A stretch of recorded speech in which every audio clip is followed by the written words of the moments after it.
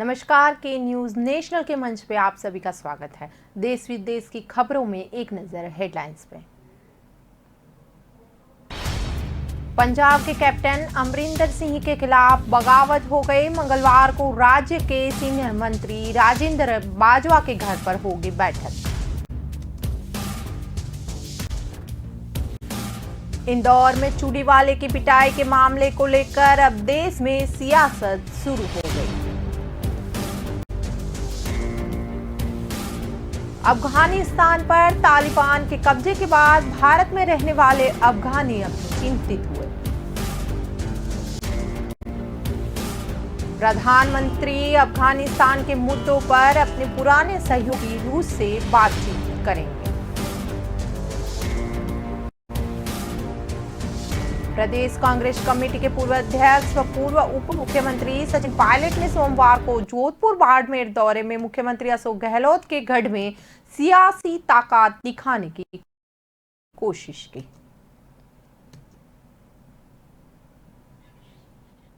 अब विस्तार से देखें तो आज पंजाब में कैप्टन के खिलाफ बगावत। पंजाब में कैप्टन अमरिंदर सिंह के खिलाफ बगावत हो गई है। मंगलवार को राज्य के सीनियर मंत्री राजेंद्र बाजवा के घर पर बैठक के बाद कैप्टन को मुख्यमंत्री की कुर्सी से हटाने की मांग उठा दी गई। इसके बाद पंजाब कांग्रेस के महासचिव प्रगट सिंह के साथ असंतुष्ट विधायकों का पक्ष लेकर 4 मंत्री दिल्ली निकल गए हैं। चारों मंत्रियों के नाम तृप्त राजेंद्र सिंह बाजवा, सुखजिंदर सिंह रंधावा, सुख सरकारिया और चरणजीत सिंह चन्नी है।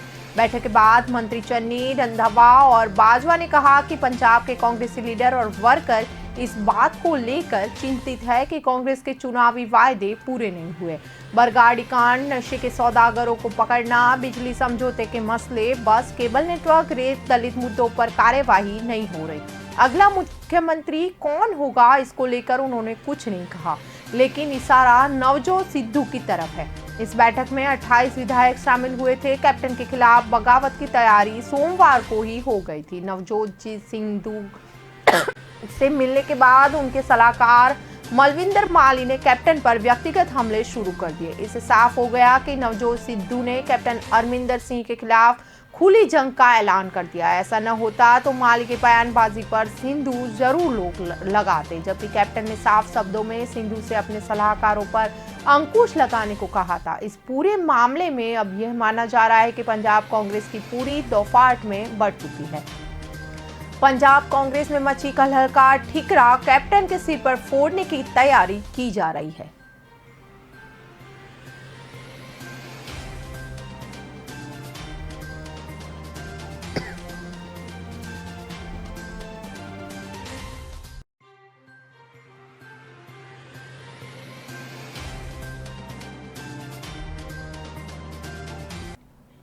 इंदौर में चूड़ीवाले की पिटाई के मामले को लेकर अब देश भर में सियासत शुरू हो गई। पहले मुख्यमंत्री दिग्विजय सिंह ने युवक की पिटाई किए जाने पर सवाल उठाए। अब इस मामले को ऑल इंडिया मजलिस-ए इत्तेहादुल मुस्लिम के चीफ असदुद्दीन ओवैसी ने हवा दे दी। ओवैसी ने जैसे ही सोशल मीडिया पर इस घटना को गॉडसे की हिंदूवादी सोच का नतीजा करार दिया, वैसे ही बीजेपी नेता भड़क गए। प्रदेश के गृह मंत्री नरोत्तम मिश्रा ने कहा कि जो लोग अपना 2-3 पहचान पत्र रखते हैं, अपना नाम छुपाते हैं, वह अपराधी है। पुलिस ने उन लोगों के खिलाफ भी केस दर्ज किया जिन्होंने आरोपी के साथ मारपीट की। उन्होंने कहा, ओवैसी आप कृपा कर हस्तक्षेप न करें।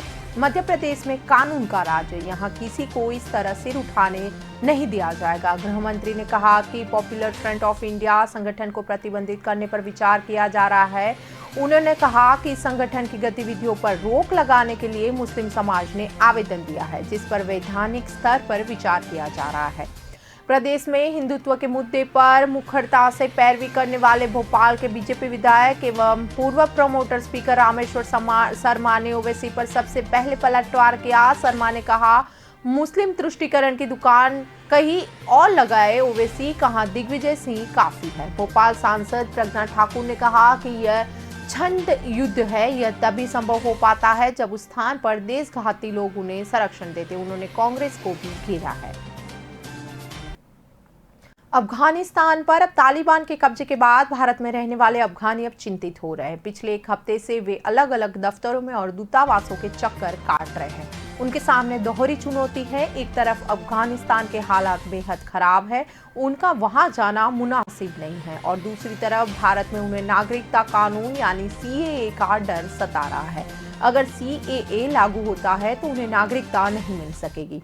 ऐसे में यहाँ रह रहे 21,000 से ज्यादा अफगानी रेफ्यूजियों के सामने संकट खड़ा हो जाएगा। सोमवार को सैकड़ों की संख्या में अफगानियों ने दिल्ली स्थित United nation high commission for refugees दफ्तर के सामने प्रोटेस्ट किया और रेफ्यूजी कार्ड की मांग की ताकि उन्हें दूसरे देशों की नागरिकता मिल सके। अफगानिस्तान के काबुल की रहने वाली बेहरिस्ता पिछले 5 साल से भारत में रह रही है। महज 7 साल की उम्र में उन्हें अपना मुल्क छोड़कर अपने अम्मी अब्बा के साथ भारत आना पड़ा था।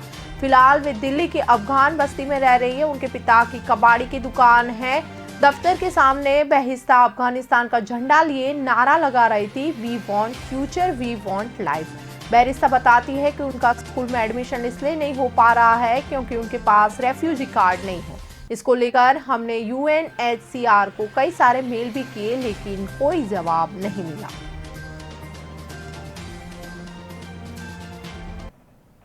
प्रधानमंत्री नरेंद्र मोदी ने आज अफगानिस्तान के मुद्दे पर अपने पुराने सहयोगी रूस से बातचीत की। रूस से राष्ट्रपति व्लादिमीर पुतिन से उनकी इस मुद्दे पर करीब 45 मिनट तक बातचीत हुई है। इस मुद्दे पर हुए दोनों देशों के राष्ट्राध्यक्षों के बीच हुई बातचीत काफी अहम मानी जाती है। ऐसा इसलिए है क्योंकि रूस ने न सिर्फ तालिबान का समर्थन किया बल्कि ये भी कहा है कि उनका शासन अफगान सरकार से बेहतर होगा। आपको बता दें कि तालिबान ने 15 अगस्त को काबुल पर कब्जा किया था। तब से ही वहां पर अफरा तफरी का माहौल है। भारत समेत कई दूसरे देश वहां से अपने नागरिकों को सकुशल निकालने को अपनी प्राथमिकता बनाए हुए हैं। इसी बीच तालिबान ने कहा है कि भारत ने अफगानिस्तान में जो विकास कार्यों की शुरुआत की थी उसको पूरा कर सकता है। उन्होंने भरोसा दिलाया है कि तालिबान किसी विदेशी को कोई नुकसान नहीं पहुंचाएगा। भारत अब तक अपने सैकड़ों नागरिकों को स्वदेश वापस ला चुका है। वहीं तालिबान को लेकर भारत की बातचीत अमेरिका, ब्रिटेन से भी चल रही है। भारतीय विदेश मंत्री एस जयशंकर ने हाल ही में इस मुद्दे पर अमेरिकी विदेश मंत्री से बातचीत की थी। इसके अलावा दोनों देशों के राष्ट्रीय सुरक्षा सलाहकार के बीच में भी इस मुद्दे पर काफी बातचीत हुई है।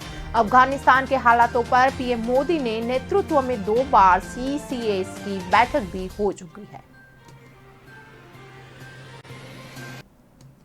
प्रदेश कांग्रेस कमेटी के पूर्व अध्यक्ष व पूर्व उप मुख्यमंत्री सचिन पायलट ने सोमवार को जोधपुर बाड़मेर दौरे में मुख्यमंत्री अशोक गहलोत के गढ़ में सियासी ताकत दिखाने की कोशिश की। दिल्ली से नियमित उड़ान में जोधपुर पहुंचे पायलट का स्वागत करने के लिए बड़ी संख्या में लोग जुटे थे। सोनिया गांधी जिंदाबाद, राहुल गांधी जिंदाबाद और हमारा नेता कैसा हो जैसे भी नारे लोगों ने लगाए। स्वागत से पायलट और उनके समर्थक उत्साहित भी नजर आए, लेकिन कांग्रेस के स्थानीय संगठन को कोई बड़ा नेता नहीं दिखा।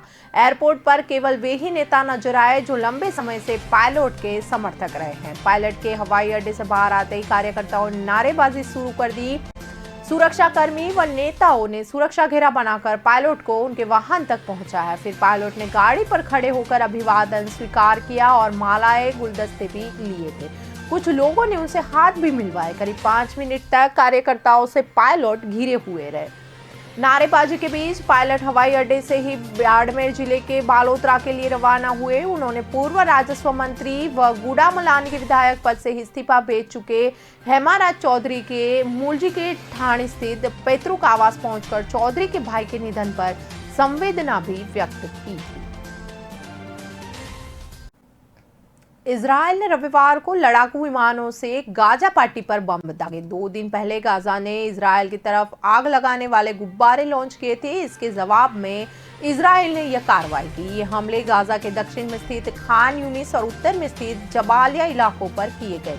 इस कार्रवाई के जवाब में गाजा लड़ाकों ने इजराइल पर मशीन गनों से फायरिंग कर दी। इजरायली पुलिस के साथ संघर्ष में फिलिस्तीन के 15 साल के लड़के की मौत हुई है। इजरायली डिफेंस फोर्स ने इस बात की पुष्टि की कि उनके फाइटर जेट्स ने खान यूनिस में हमास की हथियार बनाने वाली साइट और जबालिया में एक आतंकी सुरंग की एंट्रेंस पर बम गिराया है। उन्होंने आम नागरिकों के घरों और सुजया में एक स्कूल के पास हमास के अंडरग्राउंड रॉकेट लॉन्च साइट पर भी हमला किया है। पिछले एक हफ्ते से जारी इजरायल और फिलिस्तीनियों के बीच युद्ध जारी है। दावा किया जा रहा है कि गाजा की ओर से करीब 9 आग लगाने वाले गुब्बारे लॉन्च किए गए थे। पिछले हफ्ते फिलिस्तीनी प्रदर्शनकारी गाजा बॉर्डर के पास एक दीवार को तोड़ रहे थे। इस दौरान इजरायली सैनिकों ने गोलियां भी चलाई थी। इस विवाद में एक इजरायली पुलिस अफसर और एक फिलिस्तीनी घायल हो गया। मई में इजरायल और हमास के बीच 11 दिनों तक लड़ाई चली थी। उग्रवादियों ने इजरायल पर हजारों रॉकेटों से हमला किया था, जिसके बाद इजरायली जेट्स ने गाजा पर हमला किया। इस लड़ाई में 250 फिलिस्तीनी और 13 इजरायली मारे गए थे। मिस्र की मध्यस्थता के बाद इजरायल और हमास के बीच में युद्ध विराम हुआ था।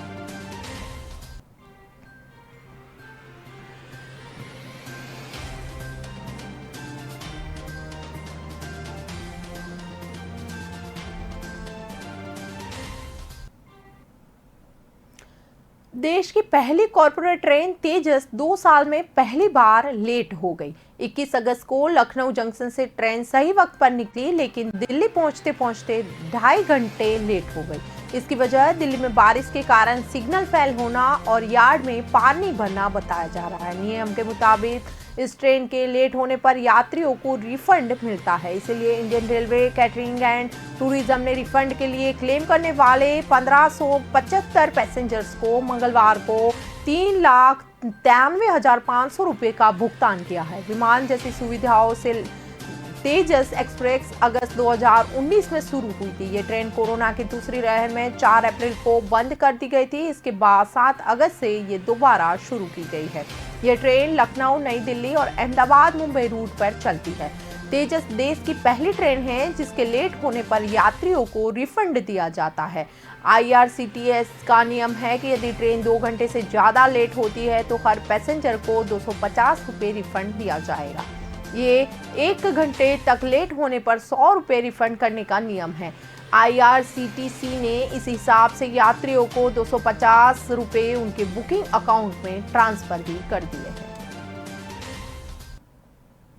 सिद्धू ने गन्ना किसानों के मुद्दे पर अपनी सरकार को घेरा है। गन्ने की कीमत बढ़ाने की मांग को लेकर जालंधर में लुधियाना की तरफ धनोवाली रेलवे फाटक के पास नेशनल हाईवे रेलवे ट्रैक के 5वें दिन भी जाम रहा। मंगलवार दोपहर करीब 3 बजे किसानों की सीएम कैप्टन अमरिंदर सिंह से चंडीगढ़ में बैठक हुई। इससे पहले ही पंजाब कांग्रेस के प्रधान नवजोत सिद्धू ने अपने ही सरकार को घेरा है।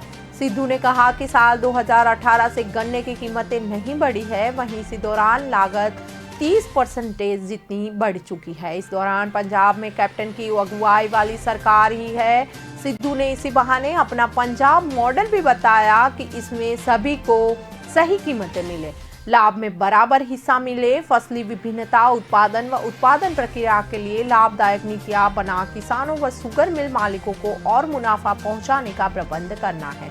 वहीं किसानों के हाईवे व रेलवे ट्रैक पर जाम से परेशान जनता की नजर सीएम की बैठक पर लगी है। इसके बाद ही किसान धरना हटाने या टोल प्लाजा पर ट्रॉलियां खड़ी कर पंजाब में चक्का जाम का अंतिम फैसला लिया जाएगा। किसानों ने सोमवार को गन्ना खेती माहिरों के बाद मंगलवार से घोषित पंजाब में चक्का जाम का फैसला मुलतवी कर दिया। उधर किसान नेताओं ने कहा है कि हाईवे जाम के दौरान 2 व्हीलर व स्टूडेंट्स के लिए सर्विस लेन खुली रखी जाएगी। भारतीय किसान यूनियन दोबारा के प्रधान मनजीत सिंह राय ने कहा कि किसान उन्हें नहीं रोकेंगे, हालांकि बाकी वाहनों को आने जाने नहीं दिया जाएगा।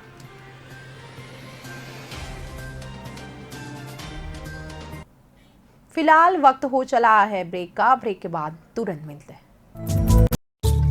चाय तैयार है? मैं चेंज करके आती हूँ। मैं चेंज करके आती हूँ। मैं चेंज करके आती हूँ। लायरा का नया कलेक्शन, बहाने कम पड़ जाएंगे पर स्टाइल्स नहीं। Lyra, time to style. Break के बाद फिर एक बार आपका के न्यूज नेशनल के मंच पे स्वागत है। आर्मी में अभी महिलाओं का दबदबा बढ़ रहा है। इंडियन आर्मी के सिलेक्शन बोर्ड ने corps of signal, corps of electronics and mechanical engineer और कॉर्प्स ऑफ इंजीनियरिंग में सर्विस दे रही 5 महिला ऑफिसर्स को कर्नल के रैंक पर प्रमोट किया है। यह पहली बार है जब इन ब्रांचेस में महिला ऑफिसर्स को कर्नल पद पर प्रमोशन की मंजूरी मिली है। इससे पहले केवल आर्मी मेडिकल कॉर्प्स, जज, एडवोकेट जनरल और आर्मी एजुकेशन कॉर्प्स में शामिल महिला ऑफिसर्स के लिए प्रमोशन की व्यवस्था लागू थी। डिफेंस मिनिस्ट्री के बयान के मुताबिक इन ऑफिसर्स को सर्विस में 26 साल पूरे होने पर प्रमोट किया गया है। जिन 5 ऑफिसर्स को प्रमोट किया गया है उनमें कॉर्प्स ऑफ सिग्नल से lieutenant colonel Sangeeta Sardana, corps of EME से लेफ्टिनेंट कर्नल सोनिया आनंद और लेफ्टिनेंट कर्नल नवनीत दुग्गल और कॉर्प्स ऑफ इंजीनियरिंग से लेफ्टिनेंट कर्नल रीनू खन्ना और लेफ्टिनेंट कर्नल रीचा सागर शामिल हैं। तय ब्रांच के अलावा दूसरी ब्रांच में महिला ऑफिसर्स को कर्नल पद पर प्रमोट करना बड़ा कदम माना जा रहा है। सुप्रीम कोर्ट ने पिछले हफ्ते महिला अभ्यर्थियों को एनडीए एग्जाम में बैठने की इजाजत देने की मांग करने वाली याचिका पर भी सुनवाई की थी। उसमें महिलाओं को नेशनल डिफेंस एकेडमी में एंट्रेंस एग्जाम देने की अनुमति दी गई है। एनडीए में इससे पहले केवल मेल कैंडिडेट्स ही शामिल हो सकते थे। इस फैसले को इंडियन आर्मी में महिलाओं को परमानेंट कमीशन देने की दिशा में ऐतिहासिक कदम भी माना जा रहा है। सेना के चयन बोर्ड में इन 5 महिला अफसरों को कर्नल रैंक पर पदोन्नत करने की मंजूरी दे दी है। रक्षा मंत्रालय ने सोमवार को ही कहा कि सेना के चयन बोर्ड ने 26 साल की सेवा पूरी करने के बाद 5 महिला अधिकारियों को पदोन्नति का रास्ता साफ किया है। पहले कर्नल रैंक पर पदोन्नति केवल सेना चिकित्सा और जज, एडवोकेट जनरल वाले ही क्षेत्रों में की जाती थी। अभी सरकार का यह फैसला सुप्रीम कोर्ट के इस फैसले के करीब हफ्ते भर बाद आया है, जिसमें महिला अभ्यर्थियों को राष्ट्रीय रक्षा अकादमी एनडीए की प्रतियोगिता परीक्षा में शामिल होने की हरी झंडी दे दी गई है। इस परीक्षा में सिर्फ पुरुष छात्रों को ही बैठने की इजाजत दी जाती थी। यह कदम सेना में शामिल महिलाओं के स्थायी कमीशन की दिशा में एक बहुत बड़ा फैसला माना जा रहा है। दिल्ली अब छत्तीसगढ़ सरकार का विवाद पहुंच चुका है। छत्तीसगढ़ की कांग्रेस सरकार में चल रहा विवाद क्लाइमैक्स की ओर आगे बढ़ा। मुख्यमंत्री भूपेश बघेल और स्वास्थ्य मंत्री टीएस सिंहदेव सोमवार को ही दिल्ली पहुंच गए। दोनों की आज राहुल गांधी से भी मुलाकात हुई है। बताया जा रहा है कि इस मुलाकात का समय जो तय हुआ है, हालांकि दोनों नेता राहुल गांधी के निवास स्थान पर पहुंचे थे। पार्टी सूत्रों के मुताबिक मुख्यमंत्री भूपेश बघेल और स्वास्थ्य मंत्री टीएस सिंहदेव ने दिल्ली पहुंचने के बाद कांग्रेस महासचिव के.सी. वेणुगोपाल और छत्तीसगढ़ कांग्रेस के प्रभारी पीएल पुनिया से भी बातचीत की है। पीएल पुनिया ने राहुल गांधी से मुलाकात का समय तय किया था। बैठक में भूपेश बघेल, टीएस सिंहदेव के साथ पीएल पुनिया और के.सी. वेणुगोपाल भी शामिल रहे। हालांकि कल दिल्ली रवाना होने से पहले मुख्यमंत्री भूपेश बघेल ने कहा उन्हें किसी दूसरे की बैठक में शामिल होने की जानकारी नहीं है। दिल्ली में हो रही इस हाई प्रोफाइल बैठक में सुलह का क्या फॉर्मूला निकलता है, प्रदेश में 2.5 साल के सीएम के फॉर्मूले पर अंतिम फैसले की भी अभी लोगों को उम्मीद है।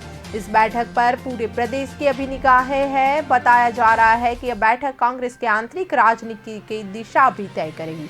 पिछले महीने विधानसभा के मॉनसून सत्र से ठीक पहले विधायक बृहस्पति सिंह ने टीएस सिंहदेव पर जान से मारने की कोशिश का आरोप लगाया। इन आरोपों से सिंहदेव इतने दुखी हुए थे कि उन्होंने आरोपों के संबंध में सरकार की ओर से सफाई आए बिना विधानसभा की कार्यवाही में हिस्सा लेने से भी इनकार कर दिया था। नेशनल मोनेटाइजेशन पाइपलाइन के बारे में केंद्रीय वित्त मंत्री निर्मला सीतारामन ने सोमवार को नेशनल मोनेटाइजेशन पाइपलाइन लॉन्च की। इसके तहत विभिन्न क्षेत्रों की सरकारी संपत्तियों में हिस्सेदारी बेचकर या संपत्ति को लीज पर देकर कुल 6 लाख करोड़ रुपए जुटाने का भी लक्ष्य रखा गया है। वित्त मंत्रालय ने सोमवार को इसका पूरा खाका पेश करते हुए बताया कि लीज पर देने की प्रक्रिया 4 साल यानी 2025 तक चरणबद्ध तरीके से चलेगी। निर्मला ने साफ किया कि जिन रोड, रेलवे स्टेशन या ये एयरपोर्ट्स को लीज पर दिया जाएगा उनका मालिकाना हक सरकार के पास ही रहेगा। लीज एक तय समय सीमा के लिए ही होगी, उसके बाद पूरा इंफ्रास्ट्रक्चर सरकार के पास आ जाएगा। जिन संपत्तियों की हिस्सेदारी निजी हाथों में सौंपी जाएगी उनमें राजस्थान के 14 हाईवे और जोधपुर उदयपुर एयरपोर्ट भी शामिल है। बता दें कि जयपुर एयरपोर्ट पहले से ही निजी हाथों में है। इसके अलावा रेलवे में प्राइवेट पार्टनरशिप की साझेदारी से ट्रेन चलाने के लिए देश में 12 क्लस्टर का चयन किया है। इनमें से जयपुर भी एक शामिल है। भारत नेट की 2.86 लाख किलोमीटर लाइन व BSNL MTNL के टावर भी दिए जाएंगे। इनमें से जयपुर BSNL ऑफिस भी शामिल किया गया। 8 होटल भी लीज पर दी जाएंगी या हिस्सेदारी पर बेची जाएगी। इनमें दिल्ली की होटल अशोक व होटल सम्राट भी शामिल है। कांग्रेस नेतृत्व जिस छत्तीसगढ़ को लेकर सबसे ज्यादा आश्वस्त है, अब वहां भी सब कुछ ठीक ठाक नहीं रहा। राज्यों में महीनों से वहां के नेताओं के बीच चल रहे घमासान को समाप्त करने के लिए मुख्यमंत्री भूपेश बघेल और वरिष्ठ मंत्री TS सिंहदेव मंगलवार को राहुल गांधी से मिलने दिल्ली पहुंचे हैं। राहुल गांधी के साथ बैठक के बाद राज्य में सत्ता हस्तांतरण पर कुछ निर्णय निकलकर सामने आने की संभावनाएं अभी जताई जा रही हैं। छत्तीसगढ़ में सरकार गठन के दौरान जो पेंच फंसा था, अब वह बड़ा रूप ले चुका है। दरअसल बघेल को मुख्यमंत्री बनाने के समय से वरिष्ठ मंत्री TS सिंहदेव सरकार के 2.5 साल पूरे होने का इंतजार कर रहे थे ताकि सत्ता का हस्तांतरण हो सके। सिंहदेव सत्ता के बंटवारे के फॉर्मूले का दावा कर रहे हैं, जबकि बघेल ऐसे किसी फॉर्मूले से इनकार कर रहे हैं। सिंहदेव इससे नाराज हैं। छत्तीसगढ़ में कांग्रेस के पास 90 में से 70 सीट है और अधिकतर विधायक बघेल से संतुष्ट है। बीते 17 जून को सरकार के 2.5 साल पूरे होने के बाद से ही CM के नाराज विधायक नेतृत्व परिवर्तन को हवा दे रहे हैं। मुख्यमंत्री ने खाना होने से पहले कहा था कि बहुत दिनों बाद दिल्ली जाना हो रहा है। इससे पहले सोनिया गांधी के प्रतिनिधि के रूप में वीरभद्र सिंह की अंत्येष्टि में हिमाचल प्रदेश गया था। उस दौरान प्रियंका गांधी से भी मुलाकात हुई थी। छत्तीसगढ़ प्रभारी PL पुनिया से भी वो मुलाकात करेंगे। उनसे पूछा गया कि क्या इस दौरान सिंहदेव भी बैठक में मौजूद रहेंगे, तब उन्होंने कहा कि राहुल जिसको बुलाएंगे, मुझे तो वहीं से सूचना मिली है। महाराष्ट्र के मुख्यमंत्री उद्धव ठाकरे के खिलाफ बयानबाजी में केंद्रीय मंत्री नारायण राणे को वो महंगी पड़ गई। शिव सैनिकों ने मंगलवार को महाराष्ट्र के 17 शहरों में उनके खिलाफ प्रदर्शन जारी किया था। नासिक में BJP कार्यालय पर पत्थरबाजी भी की गई, तो वहीं मुंबई में राणे के घर के बाहर प्रदर्शन कर रहे शिव सैनिकों पर पुलिस ने लाठीचार्ज तक कर दिया। सूक्ष्म, लघु और मध्यम उद्योग मंत्री के खिलाफ पुणे, रायगढ़ और नासिक में FIR दर्ज हुई है। साथ ही औरंगाबाद और खेरवाड़ी में भी FIR दर्ज करने की मांग की गई। पुणे और नासिक पुलिस ने उनकी गिरफ्तारी के लिए वारंट भी जारी कर दिया। पुणे के चतुश्रृंगी पुलिस स्टेशन की एक टीम रायगढ़ के चिपलून के लिए रवाना हो चुकी। बताया जा रहा है कि यह टीम नारायण राणे को गिरफ्तार करने जा रही है। भाजपा की जन आशीर्वाद यात्रा में शामिल नारायण राणे सोमवार से वहीं पर है। राणे राज्यसभा सांसद है, इसीलिए पुलिस को प्रोटोकॉल का पालन करना होगा। गिरफ्तारी के बाद उनकी जानकारी राज्यसभा अध्यक्ष और उपराष्ट्रपति को देनी होगी। पुलिस ये जानकारी उन्हें हिंदी या अंग्रेजी में देगी। राणे के बयान के बाद शिव सैनिक आक्रामक नजर आ रहे हैं। नासिक में तकरीबन आधा दर्जन शिव सैनिक कार्यकर्ताओं ने भाजपा कार्यालय पर पथराव भी किया था। भारत और इंग्लैंड के बीच बुधवार से लीड्स में तीसरा खेल खेला जाएगा। टेस्ट में रविचंद्रन अश्विन को रविंद्र जडेजा की जगह टीम इंडिया में प्लेइंग 11 में शामिल किया जा सकता है। उनकी सबसे बड़ी वजह लीड्स का विकेट है। यूके के मौसम विभाग के मुताबिक इंग्लैंड में बारिश होने या बादल रहने के आसार बेहद कम है। इसका फायदा तीसरे या चौथे दिन से स्पिनर्स को मिल सकता है। हाई पिच पर टेस्ट के आखिरी 2 दिन स्पिनर्स को मदद मिलेगी। जडेजा इंग्लैंड के खिलाफ पिछले 2 टेस्ट में एक भी विकेट नहीं ले सके। इसके अलावा ईशांत शर्मा की जगह शार्दुल ठाकुर को वापस स्क्वाड में बुलाया जा सकता है। जडेजा ने पिछले 2 टेस्ट में गेंदबाजी से टीम मैनेजमेंट को निराश किया है। उन्होंने दोनों टेस्ट की 4 पारियों को मिलाकर 4.4 ओवर गेंदबाजी की और कोई विकेट नहीं लिया। नॉटिंघम और लॉर्ड्स दोनों जगहों पर भारतीय तेज गेंदबाजों ने शानदार प्रदर्शन किया था। लॉर्ड्स में तो इंग्लैंड के 20 में से 19 विकेट तेज गेंदबाजों ने झटके थे। ऐसे में स्पेशलिस्ट स्पिनर के रोल में अश्विन को मौका दिया जा सकता है। पहले टेस्ट में जडेजा ने 16 ओवर बॉलिंग की थी, जिसमें 3.30 की इकोनॉमी से रन दिए। इसके यह मतलब हुआ कि इंग्लैंड के बल्लेबाजों को उनके खिलाफ रन बनाने में परेशानी नहीं हुई थी। वहीं दूसरी टेस्ट में जडेजा ने 28 ओवर में 38 रन दिए। उन्होंने इस दौरान कई फुल लेंथ डिलीवरी और हाफ वॉली का इस्तेमाल किया। इससे इंग्लिश बल्लेबाजों पर कोई फर्क नहीं पड़ा। इसके अलावा इंग्लैंड के स्पिनर मोइन अली ने लॉर्ड्स टेस्ट में 3 विकेटें भी झड़पी थी।